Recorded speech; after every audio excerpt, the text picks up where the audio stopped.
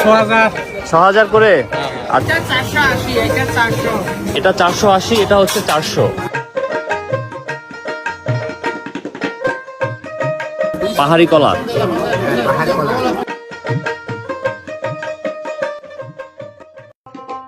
বৈচিত্র্যময় খাগড়াছড়ির পাহাড়ি বাজারে চলে এসেছি আমি, যেখানে সকাল 10টার মধ্যেই জমে উঠেছে জেলা শহরের এই প্রধান বাজার। এখানে আসার পরে প্রথমেই আমার চোখে পড়েছে পাহাড়ে ফলা শাকসবজি ও ফলমূল, আর তার মধ্যে বেশ কিছু সবজির নামও আমার অজানা। কলা কত করে? 100 টাকা, মানে পুরো ছড়া 100 টাকা। আচ্ছা আচ্ছা, আর এগুলো 70 টাকা। পাকাটা হচ্ছে 100 আর এটা হচ্ছে 70। পাহাড়ি কলা। পাহাড়ে চাষ করা কলাগুলো এভাবেই নিয়ে আসে স্থানীয় হাট বাজারে। শুধু এখানে নয়, বাংলাদেশের বিভিন্ন প্রান্তে চলে যায় এই পাহাড়ি কলা। তবে এখানে দাম অনেকটা কম। দেখতে পেয়েছেন, মাত্র 100 টাকায় এক ছড়া কলা বিক্রি করতে যাচ্ছেন তারা। এখানে পুরুষের পাশাপাশি নারীরাও কিন্তু বিভিন্ন দোকান নিয়ে বসেছে এবং বেশ ভালোভাবে মনোযোগ দিচ্ছেন বেচা কেনার দিকে।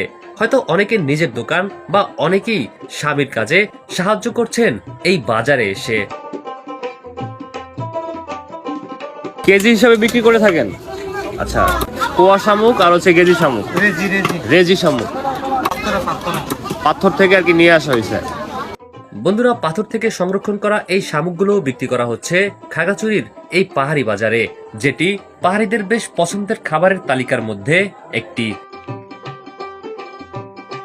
বাজার কিন্তু সবেমাত্র শুরু হয়েছে আর আস্তে আস্তে লোকজনের চাপও বাড়ছে।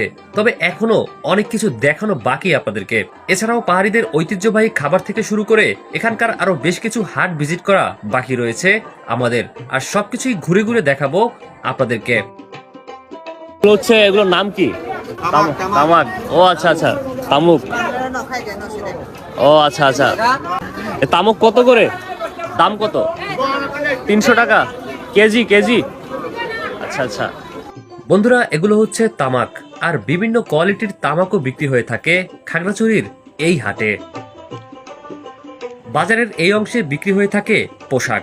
দেখতে পাচ্ছেন এখানে বিভিন্ন পোশাকের দোকান নিয়ে বসে আছে দোকানিরা। আর এখানে যে শুধু পাহাড়িরাই বাজার করে থাকে তা কিন্তু না, পাহাড়ি বাঙালি সবাই একসাথেই বাজার করে থাকে এই খাগড়াছড়ির হাট থেকে।